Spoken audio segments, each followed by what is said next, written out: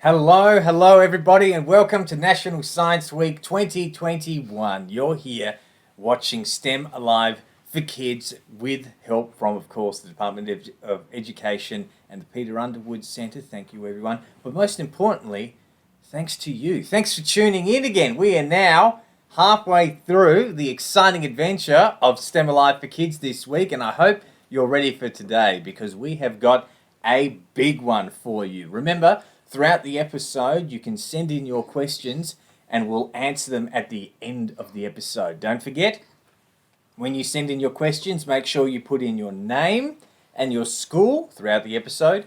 And when we get to the end, we'll answer them. And of course, if you'd like, feel free and want a shout out, take a photo of yourselves watching STEM Alive for Kids and post it on Facebook and then tag the Department of Education and the Peter Underwood Centre. We'd love to see you watching us, and then we can watch you and then give you a shout out in the next episode. It'll be fantastic. Everyone's watching everyone. Speaking of watching, I'm watching the time, so we should probably get stuck in. So I'd like to present to you a very, very fantastic, phenomenal guest today. One amazing, majestic Shasta Henry.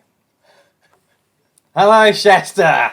Sam, I am hypnotised by that helmet. You look fantastic. I am impressed. I brought along my special educational equipment today too. Oh. Look at this incredible t-shirt that I found. I was going to wear my NASA t-shirt today, but I found this incredible piece at the second-hand shop instead.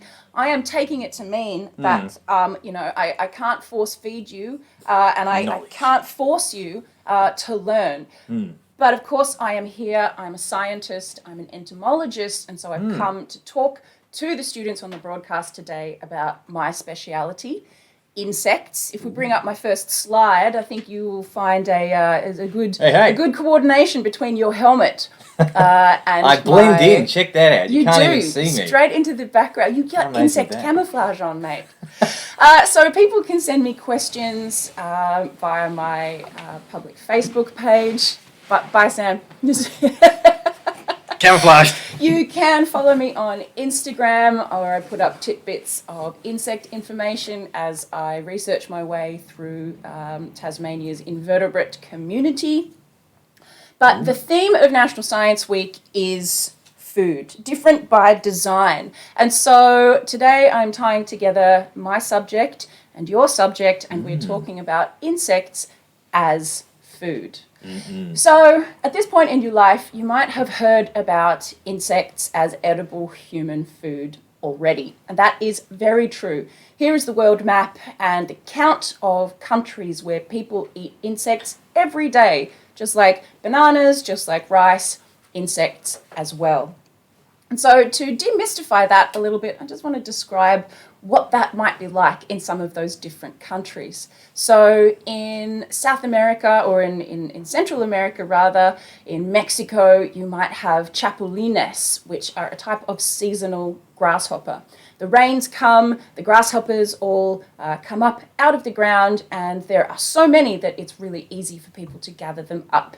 They are tasty and they are nutritious, but also they get fried up in chili and garlic and cilantro and salt.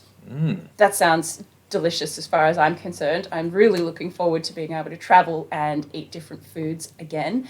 Those go on top of tacos, or you might get them in a little cellophane bag like roasted peanuts at a sports game. In Europe, where eating insects is a little less common, a modern food Michelin star restaurant has been integrating insects coated in edible gold into their delicious European chocolate. In Asia, there is 101 different ways of eating insects, but this is a wasp mochi from the Wasp Festival in Japan. Savory, smoky, fresh off the barbecue. That sounds pretty tempting as well. I'd love to hear more about that soon. Foreshadowing. Of course, in Australia, we understand that Aboriginal Australian people have integrated insects into their diet thousands of years ago and still benefiting from eating insects today. Delicious things like honeypot ants or very, very nutritious witchetty grubs. In Africa, one of just many dishes are these mopane worms. They're called worms, but they're actually caterpillars. And you can go out into the mopane forest and collect these caterpillars from the plants that they feed off. And these are cooked up here in tomato sauce, maybe a bit like spaghetti and meatballs. Mopane balls. In tomato sauce. Now you can see from this map that it's a bit more common to eat insects in food cultures where factories and farms and supermarkets are a little less common, where there's a bit more of a traditional food culture still taking place side by side with modern life. But insects are so good for you and so readily available that even Western food cultures like North America and Australia are starting to package and make insect protein available on the shelves in the supermarkets. So are lots of these other traditional food cultures as well. Everyone's living a busy life these days, and insects are an integral part of the food that should be available to us. This is the global population, nearly 8 billion people, and nearly 1/4 of those people every day integrate insects into their diet. And I have a secret to share with you because you might have already been one of those people. What? How? How's You've that probably possible? already eaten insects. You might not have even noticed. It's because insects are the most abundant animals on the planet. There are more insects than all of the other vertebrates, birds, fish, reptiles, even more insects than all of the other plants and mushrooms added together. That's how many insects there are in the world. And they need things to eat. Often they like to eat the same things that we like to eat. So there's quite a lot of insects that have to be brushed off of our foods before they make it to the supermarket. Too many insects, in fact. This is a tomato. This is a perfect tomato, the tomato you dream about. In fact, I think it might have been photoshopped a little bit, so this might not even be a very real tomato. We don't tomato shame here, though, so it's all right. Excellent, because this is what a lot of the real tomatoes in our world look like. It's got a little bit of insect damage. There might still be a caterpillar inside of that hole. And no one's got time to invite that caterpillar to please depart from the tomato before it gets made into tomato sauce. Anyone had pizza this week with tomato sauce base? It probably had an acceptable level of insect contamination or insect inclusion inside that processed food.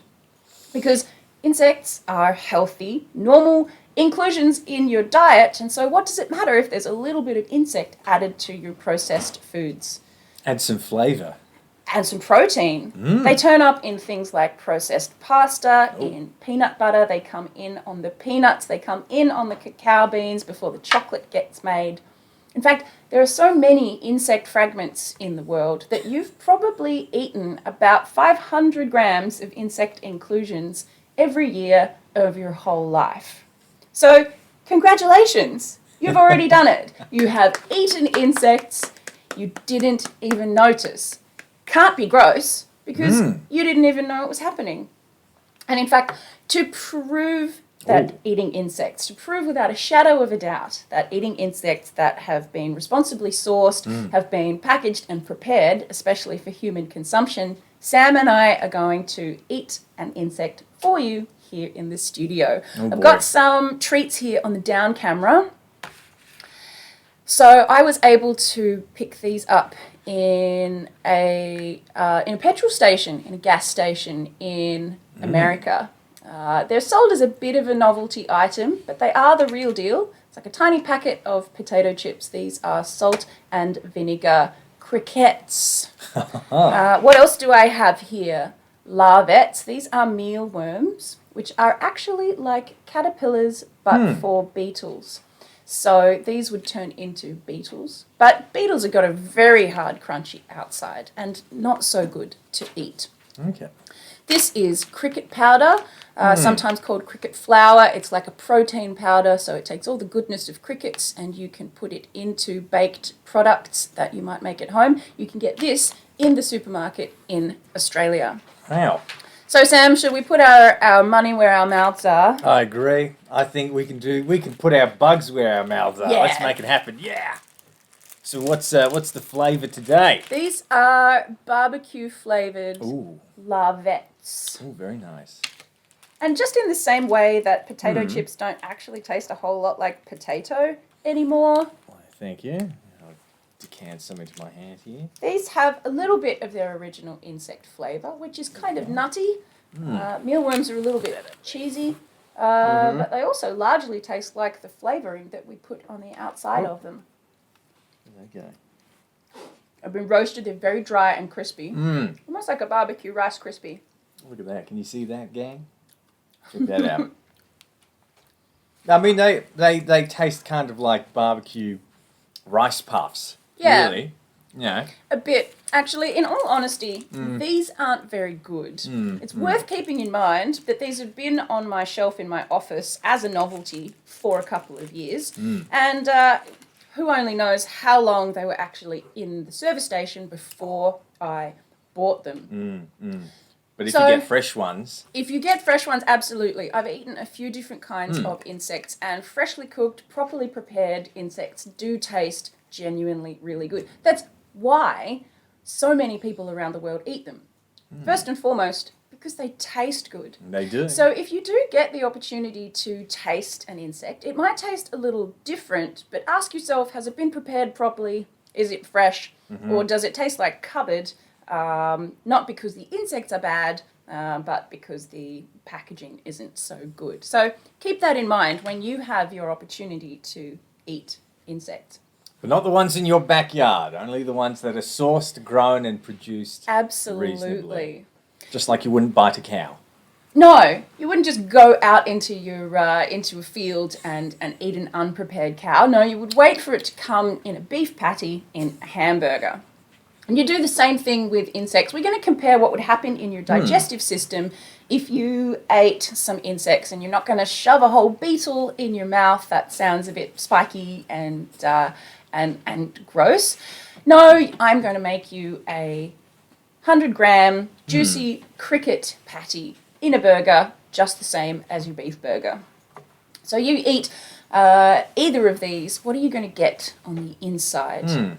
Well, you get about the same amount of protein. Crickets are animals, just like beef. They have muscles inside of them, and it's built out of protein. So you're going to onboard about the same amount of protein, but you're actually going to consume a lot less fat.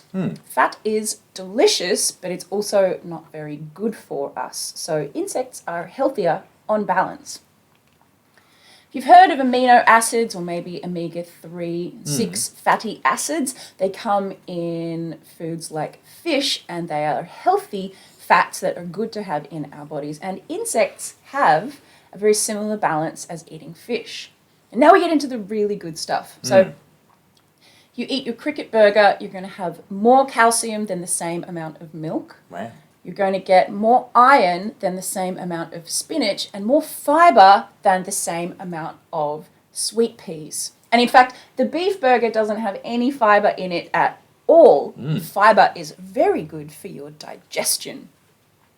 Now, these are a lot of facts. These same facts get stated over and over and over again when people are talking about the benefits of eating insects in place of classic farmed animals.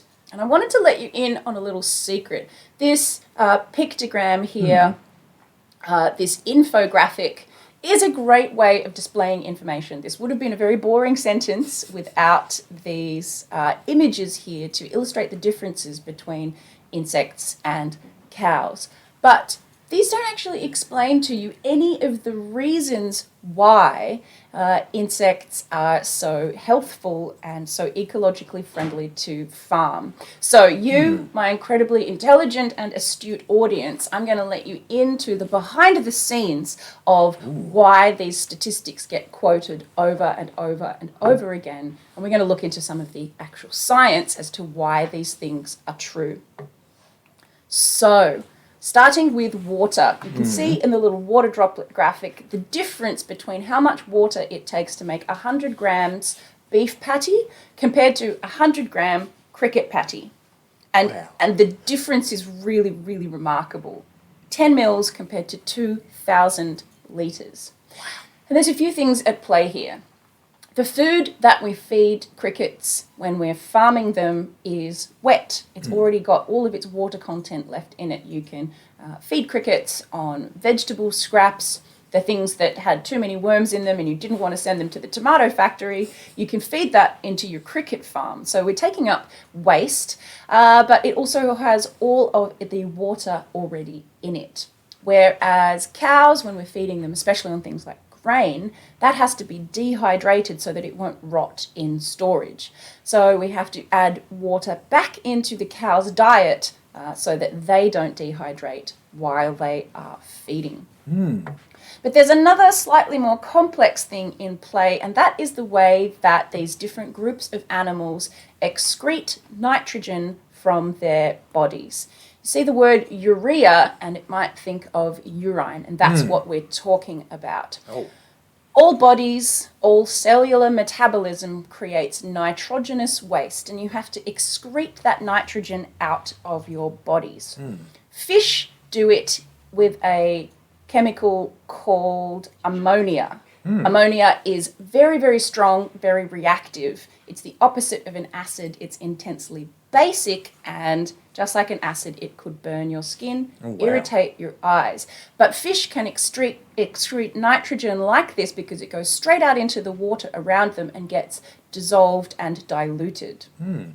So mammals make a slightly more complicated molecule called urea. It's a bit more stable, but it does need to be diluted. That's why we add water. In our bladders, we make urine. It is safe and pretty benign. But that's what a lot of the water that we are feeding to these cows is turning into, more waste product. Whereas crickets, all insects, birds, lizards, make an even more complicated molecule called uric acid. It's very, very stable, it's unreactive, and it doesn't need to be diluted in water. It comes out as a dry crystal, and so insects aren't using any extra water to create waste. Step one. You following? You ready for another round? All right, let's hit it. That's fascinating. There you go. Excellent. Now we've got the little feed bags. Insects use significantly less food to produce 100 grams of edible cricket patty compared to cows, which use a massive amount of food to make a 100 gram beef patty. And it comes down to this phenomena called the feed conversion ratio. A perfect feed conversion ratio would be 1:1, and that simply means 1 kilogram of food will turn into 1 kilogram of edible animal product on the other side. And crickets are very close to 1:1, 0.9 to 1. Almost all of the food that we feed them turns into edible cricket. It's only 10% waste. But cows and all mammals are pretty energy inefficient. Feed conversion ratio of 4.5 to 1, and that is when we're feeding cows something really, really nutrient rich like corn. Keep in mind, people could have just eaten that corn. When they're feeding on things like grass, it turns even lower, 7.5 to 1. That's 7.5 kilograms of grass to make 1 kilogram of beef. And this is because of things like waste. A lot of the food ferments in the cow's stomach and gets burped out as CO2 and as methane. Not only are they wasting food, they're turning it into greenhouse gas, which is imperiling all life on the planet. I trusted cows. That's rude. It's just rude. A lot of mammal food gets turned into heat energy as well. So we're going to do a little, maybe not an experiment, a demonstration in the classroom. So you're going to take your hands. Sam, I think you could run on the spot for us. Do you think you can? I think I can. ready to I burn need off a the bit of- exercise. Here we bit of go. I'll energy, take mate? All the right. helmet off. Here we go. This is All going to be right, exciting. Here we we are go. going to rub our hands together. All right. Keep rubbing. Keep running, Sam. Keep running. Rubbing until your hands get warm. Are you warm? I'm getting warmer by the second, Shasta. I'm warm too. My hands are warmer now. You look warm. I feel warm. My hands are warmer because of the friction, but the muscles that were driving my hands are also warmer. I just burned off a bit of food energy to increase my body temperature. That's what happens when we shiver, if we start to get cold, and all mammals are using up food energy to create body temperature, and crickets don't have to do that. Insects get their energy from the sun, from the air temperature. So if you tried to farm crickets in a cold place like Tasmania, you would have to heat them with electricity and pay the bills. But in warm places like Thailand and this insect farm, this cricket farm in Madagascar, your crickets will grow all year round without having to pay any power bills. They also make a lot of sense for farming because you get hundreds of cricket babies from every cricket mama, and so you get massive generational turnover all throughout the year, where you might have only got one calf per cow, and it takes several years for that calf to grow into a meat animal. So farming insects is incredibly energy efficient, size efficient. In the area of about a bathtub, you can fit 10,000 crickets, which is about 7,000 Big Macs worth of protein a year. So they use less water, can stay in rivers, can stay in dams, ducks can keep floating in it, or maybe you can drink some yourself. They use less food, so we've got more food left over for people to eat, at the same time as taking up less space. That is space for people to live. What's going on here? Now, you may have enough money to buy a cow. You might be wealthy in resources, but a lot of people who have plenty of money do not have plenty of space. So there are different ways of being poor and different kinds of poverty that affect different communities in the world. A person who owns a cricket farm in Vietnam might not have enough money to have had an entire beef ranch, but you could fit a cricket farm under your bed, and lots of people in Vietnam, Thailand are investing in cricket farms to get the same amount of protein out of much smaller pieces and investments in infrastructure. So insects are also, they're a level playing field. They're available to lots of people worldwide. So you could have a farm under your bed. You can have your own cricket farm under your bed. Oh boy. You free yourself from the supermarket. You go back into lockdown and you've got your protein growing right there with you. Your little balcony garden and a little cricket farm to boot. Beautiful. It's freedom. It's the dream. It's the dream. It's my dream, isn't it? It's your dream. Do you have different dreams? I dream frequently about filling my bathtub with mealworms. Absolutely. Okay, and so there is some other waste streams involved in beef versus crickets. We can't quite see, it's behind me, but just basically that bar says that 100% of a cricket is edible. It's true. You pick it up, you stick the whole thing in your mouth, whereas the cow has lots of inedible parts. We can't eat the bones, we don't eat the hooves, can't eat the skin or the hair or feathers in the case of edible birds. And a lot of the time we don't eat the organs. So some of that food that they've turned into body mass just gets thrown away or turned into other non-edible things. Also, some of the reason that insects are so nutritious is because we're eating the whole thing. You get the fibre because we eat the exoskeleton. We got all that extra calcium and iron and zinc because we're eating the brain and the nervous system and the organs. Scientists have found really similar statistics for cultures and communities who eat whole small fish. Areas around the Mediterranean, that's really common, whitebait or sardines. And so eating the bones And eating the organs puts lots of essential building blocks into your body rather than just eating muscle protein and the building blocks of those. So, just a couple more illustrations of how eating insects is great, and another infographic here. This is the groups of insects that are eaten most around the world. So we've got 31% of what people eat are beetles, Coleoptera. 18% of what people eat are Lepidoptera, that is butterflies and moths. But insects have their wasteful stages as well. You don't just indiscriminately grab an insect, out of your backyard, like we've said, and stuff it into your mouth. Eating a moth would be very unpleasant. They're hairy, their wings would be a lot like eating paper. That's not the time that you want to eat a moth. No. You want to get it in its caterpillar phase. That's what witchetty grubs are. They're full of fats, they're full of nutrients, and they haven't wasted any of it growing wings yet. But of course, you don't just grab a potato out of the ground and stuff it raw into your mouth. If you think eating insects sounds weird or gross, it might be because you're not applying the logic that you've learned from other foods in your life to insects. They can seem alien, but they don't have to seem that way. Just apply a bit of standard food logic. You don't stuff a raw potato into your mouth, you animal. You dig it out of the garden, you put it in a basket, you take it to the water, you wash it off so it's nice and clean, and then you roast it in the coals of your campfire.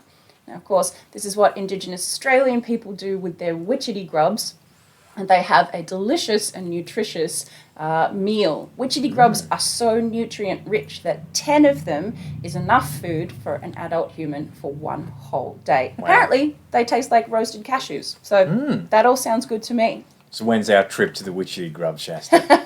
After we've been to the Wasp Festival, Sam. Now, because you don't just go out into the world and stuff a handful of wasps into your mouth. No. Far too spicy. Far too spicy. Spicy insect. See, the way you eat wasps is you go out into the forest in Japan with a little piece of fish to attract just one wasp. Just want one wasp at a time. It is spring and the wasp nests are small.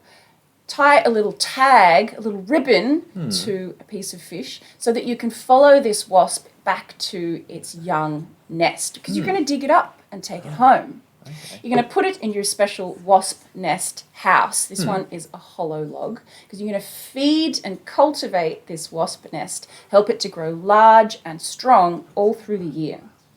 When autumn comes and the adults are naturally starting to die off before winter, you harvest your wasp nest and you are going to take it to the Hibo Matsuri, the Hibo, the wasp festival. All of your neighbours are there, all of the other wasp hunters from the prefecture.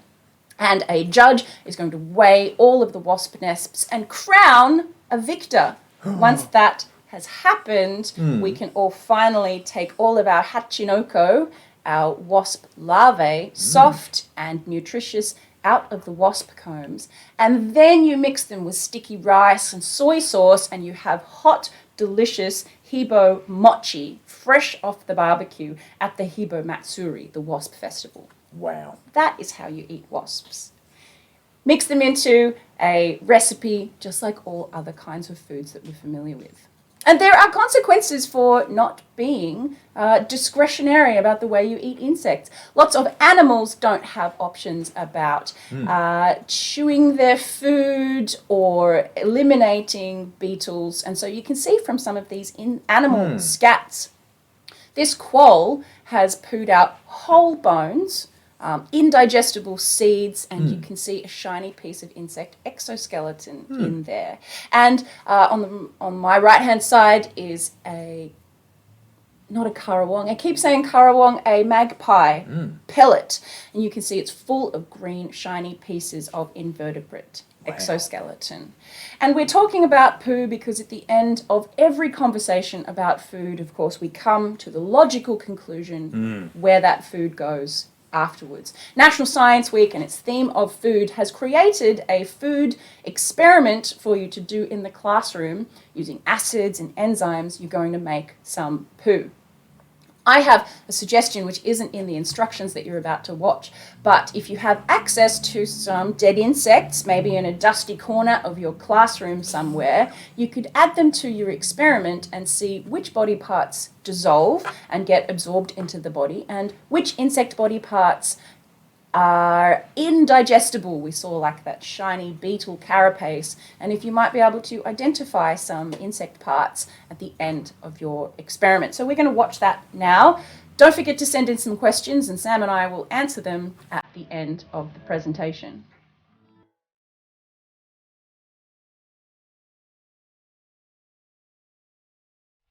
Today I am doing a digestion experiment. So firstly you need to bite your food. So with some bread here, you use your front teeth to bite off a piece of bread and you use your back teeth to chew the piece of bread. So we're going to use these scissors as your front teeth and a banana.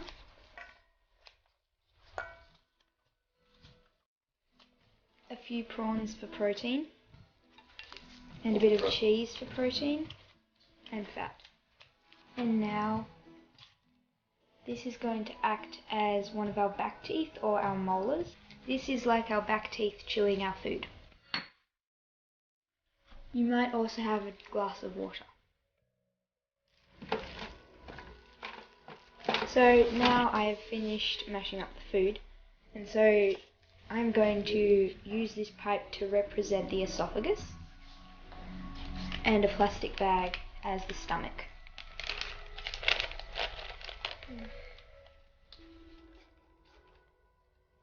And so I don't think this is going to be acidic enough, so we're just going to test it. This is a pH meter, and it is used to test how acidic a substance is. So we put it in. It says that it's 7.6, which isn't that acidic, and for the stomach to help break down our food it needs to be acidic, so we need to add some more acid. I've just put in hydrochloric acid. Now we can test the pH again. It says 5.1, which is more acidic than before. So this is pepsin, which helps to break down our protein. This is starch enzymes, amylase, which is used to help break down the starch in our stomach. Now we're going to mix it around. Digestion continues overnight, so we're going to leave this overnight and continue the process tomorrow. So it's the next day and we've left it overnight, and it looks like this. It's really not smelling nice, it smells really gross. The next part of the digestion system, we are using a stocking to act as our intestines. And so we're going to pour the mixture into the stocking. So the stocking is acting as the small intestine, and so if we drip some of the liquid into this container, so now the food is in the small intestine, and you can see that there is liquid coming out, and if we squeeze some of that into a container, we can actually measure from the liquid how far the digestion is in the body. The food is continuing into the large intestine, and so most of the liquid has been absorbed into the bloodstream, and so that's leaving the food to be more dry now because there's no liquid in it. Now, because there are healthy bacteria to help break down our food, we're going to use Yakult, which people drink when they don't have enough bacteria. Here comes the finished product, the poo coming out the anus.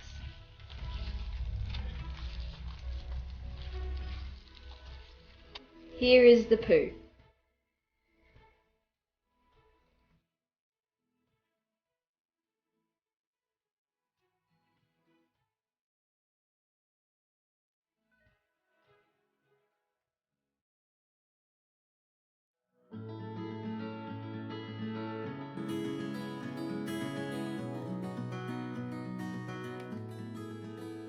That's very important. You bet. Hello. Welcome back. Did you come up with some interesting questions? We certainly have quite a few. I was just busy admiring my bug I helmet. was busy admiring. I his know, bug I helmet was too. very fancy, isn't it? We better put it off to the side for the moment so we don't get distracted. There we go.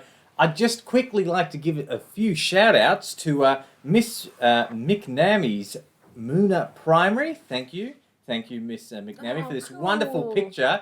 Look at that. Look at everyone there together, watching and enjoying. And, of course, they picked the best slide, the slide with the chocolate in it. Chocolate slide. That's a pretty good chocolate slide. Secondly, we'd like to give a quick shout out to Miss Reynolds from St. Joseph in Queenstown. There they are, also watching, of course, STEM Alive for Kids in their wonderful, very snazzy looking classroom. That's pretty cool. And look, they're so small, the chess pieces are so big. They must have shrunk the classroom down. And we want to give a little... Oh, and look at that. They even have insects in their own room. Some snacks, maybe.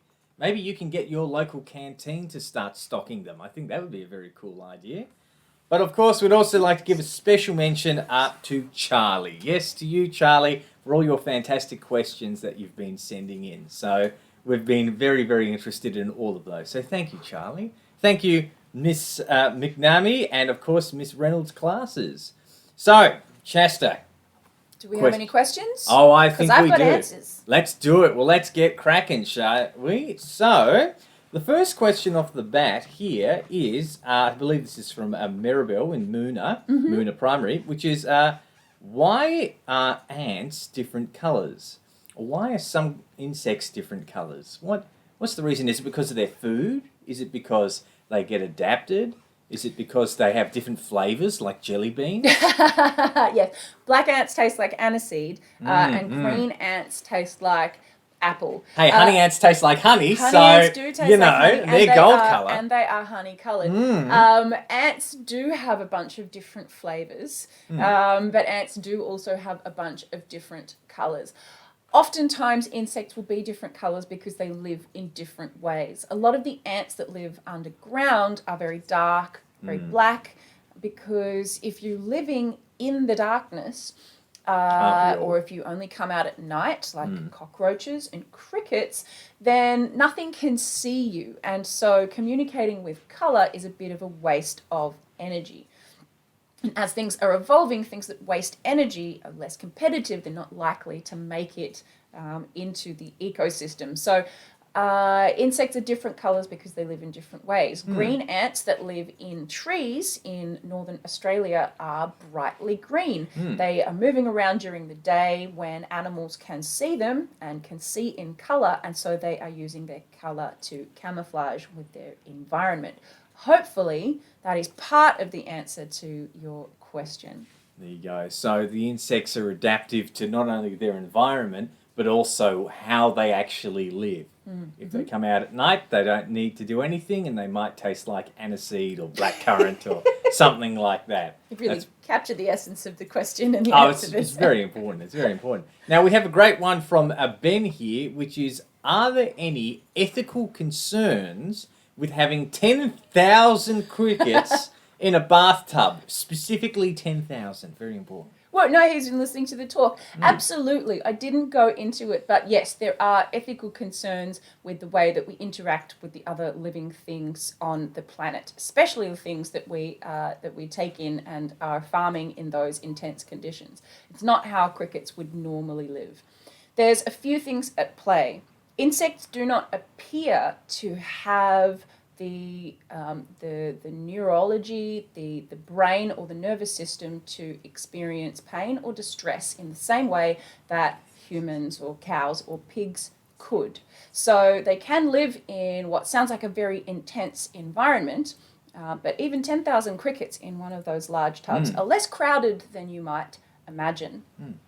Insects in plague conditions will live in massive numbers in small areas, and so for the farm to be viable, they are provided with plenty of food and plenty of water, so the insects are reasonably, are pretty well taken care of in terms of farming. And we also, as far as we know at the moment, cannot suffer the kind of distress that 10,000 cows in a bathtub would suffer from. But the best minds looking into insects and farming and ethics definitely have advised that we keep some space in our heads to learn more about insects in future and to maybe discover that we've been wrong about how insects experience the world. And so to always act with best practice, with most kindness, with the highest level of consideration for what these insects need while we are giving them a life before they become food, like all of the other animals that we farm. But insects in farms are better off than a lot of our larger bodied animals in farms at the moment.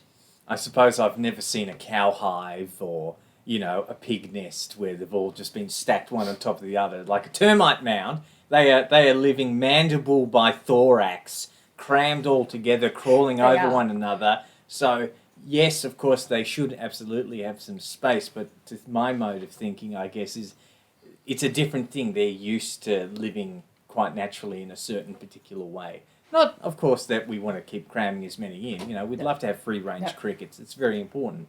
But it's definitely something interesting to think about. Maybe we just need to scale them, like cows down and crickets up, and then we can like ride around with them. That would be pretty spectacular. We have another interesting question here from Max, who's in grade 10. We don't understand. Stay hungry, stay foolish. Could you explain? I'll have a crack at it. What it means is it's about knowledge. And so it's about staying hungry for knowledge, always being enthusiastic and going after new things. Like, you know, the knowledge of these insects is now something that you can consume and absorb the nutrients of that knowledge.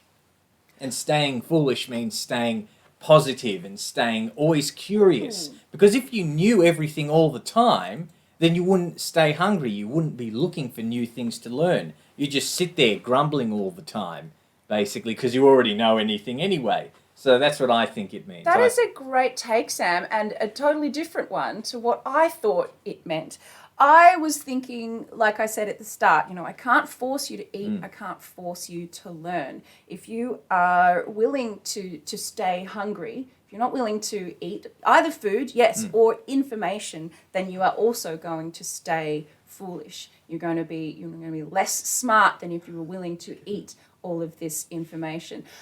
Another thing, a realistic thing that I also think is that it might have been made in a language where English is a second language, and so it's got a little bit of that Google Translate energy. Who knows what the makers intended? But I think Sam and I, both of our takes are different. But yeah, the core of the meaning. Yes, stay curious, stuff your brain with good quality knowledge. Don't be hungry, be smart. There you go. And with our foolishness combined, we can come up with anything, I'm sure. So I think we have time. By the way, if you do send in more questions, and please do, of course, not forgetting to add your name and your school, we will get around to answering them. If we don't answer them live, we'll absolutely answer them after the fact. So I think we have time for one more question, maybe one more or two more. So let's have a look. So this is one from Lilydale, who would love to know how many bugs in a day you can eat. And she gives some examples, such as, can we eat bull ants and jack jumpers? Could we put the bugs on the pizza? And which is the healthiest insect to eat? So there's a few layers to that one. Absolutely. I think the limit of how many insects you could eat in a day would be just like the limit to any other thing. Like how many Doritos can you eat? Yeah, like I'm often surprised by how many Doritos I can eat. I always tell myself it's only going to be half a packet, and it never is. It's always the whole packet.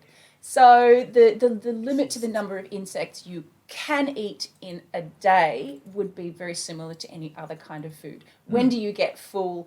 How many can you stuff into yourself? And the actual number of insects would be more because they're quite small. If you ate only peanuts for a day, you'd eat a lot of peanuts. And so what was the other part of the question? Yes, you absolutely, you could and you should put your delicious crispy insect pieces on your meat lovers pizza in there with the meatballs, the bacon and the crispy crickets. That'd be excellent. And the final part, which was, I believe, can we eat things like bull ants and jack jumpers and those sort of venomous creatures? now I have eaten some ants. I had an opportunity at a special dinner to eat some ants that were native to Australia.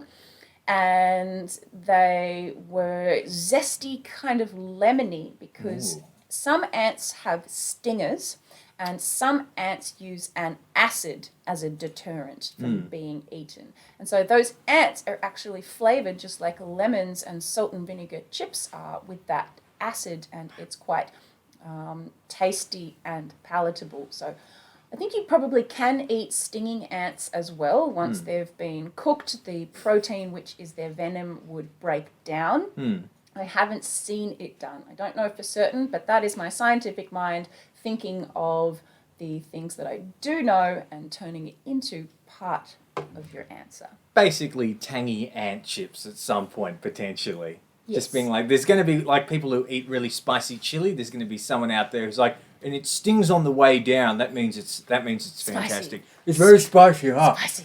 And of course, I think we have one last question. So this is, of course, from Charlie again. Hello, Charlie. Always good to see Charlie in the chat. So Charlie asks, I want to know what culture eats ants. Well, remember earlier in the presentation where we went all around the world and we saw that all kinds of countries eat different insects. Each one of those countries, everything from places in Africa to Southeast Asia to South America, everyone would probably have their own kind of insect combination, and most likely they'd have an ant variant. Would that be right, Shasta? Are there different ants from different parts of the world? Yeah, absolutely, absolutely. The reason why insects are eaten in so many places in the world is because insects are present all over the world. But there are different groups of insects that live in Australia. We have a different collection of insects than they have, say, in North America or South America. Even in Tasmania, we've got different insects than they get in tropical far north Queensland. But some of the ants specifically that I know that people eat, for instance, in Central Australia, where honeypot ants store honey, kind of like in a beehive, only they store the honey inside other ants. Honeypot ants can be dug up, and they are a traditional bush tucker of Australian Aboriginal culture. I know of a kind of ant from Mexico. They're called chicatana ants. Chicatana. And they're actually being used by a Mexican Michelin star chef who's integrating traditional Mexican food into the highest level of a more kind of westernized cuisine. So chicatana ants, Alex Atala has told me in a documentary, they're incredibly delicious. And like I said, I have had some ants from Australia myself, sort of zesty, lemony flavoured from the acid in the ants. So that's just 3 that I happen to know of. And I am far from an expert in experiencing eating insects. So there would be many, many more to discover. And, you know, I think maybe that's what we need to get on with doing right now, Shasta, and having some discovery, because unfortunately, that's it. It is time. It is time for us to part ways. And unfortunately, this is the last talk that I believe we have with you this week, unfortunately. This is it. This is my Very last sad. broadcast. And so I leave you only with the wise-ish words of stay hungry, stay foolish.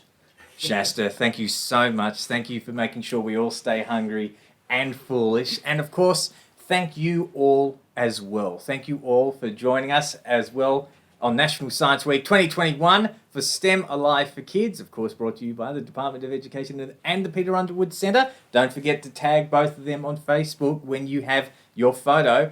And you'll be happy to know that tomorrow we have a very cool and interesting guest again, Evan Franklin, where we will be talking about energy. If you haven't had enough energy this week between Shasta and I, then buckle up, because Friday is going to be ecstatic. So thank you once again, and we'll see you all tomorrow.